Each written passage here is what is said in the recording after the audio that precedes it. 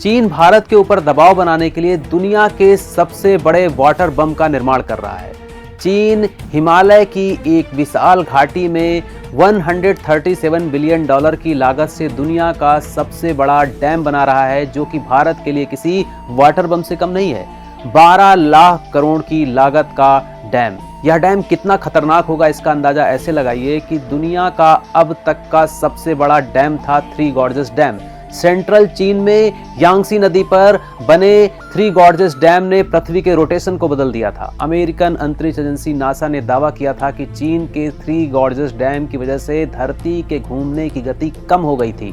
पृथ्वी के घूमने की गति में 0.06 माइक्रोसेकंड का बदलाव आया था। और इतना ही नहीं, थ्री गॉर्जेस डैम की वजह से लाखों लोग विस्थापित हुए, सभी कल्चरल साइट्स, एनेसेंट साइट्स डूब गई, इस एरिया की इकोलॉजी डिस्टर्ब हो गई।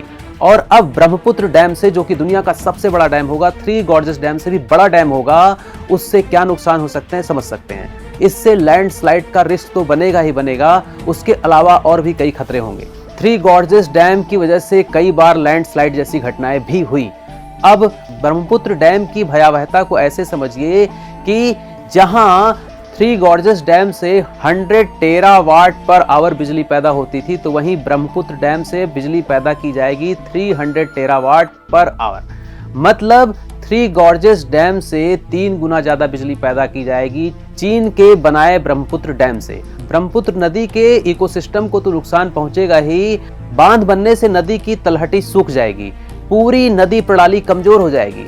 ब्रह्मपुत्र डैम को मंजूरी चीन दे चुका है और यह दुनिया का सबसे बड़ा इंफ्रा प्रोजेक्ट तो है ही, भारत के लिए दुनिया में तैयार किया गया सबसे बड़ा वाटर बम भी है। यारलुंग तसांगपो मतलब भारत की ब्रह्मपुत्र नदी अरुणाचल प्रदेश से होते हुए भारत में प्रवेश करती है और बंगाल की खाड़ी में मिलने से पहले असम और बांग्लादेश से होते हुए गुजरती है।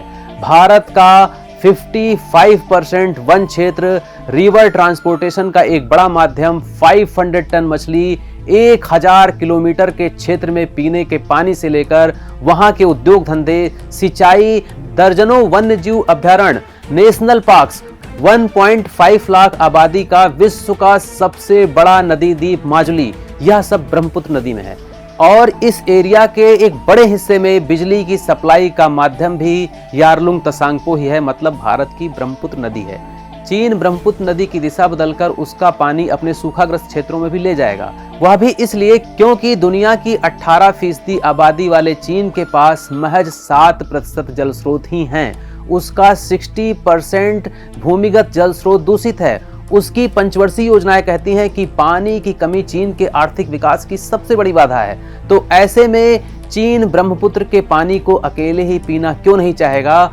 यह भी हो सकता है कि वह इसे वाटर बम की तरह इस्तेमाल करके भारत को ब्लैकमेल भी करे।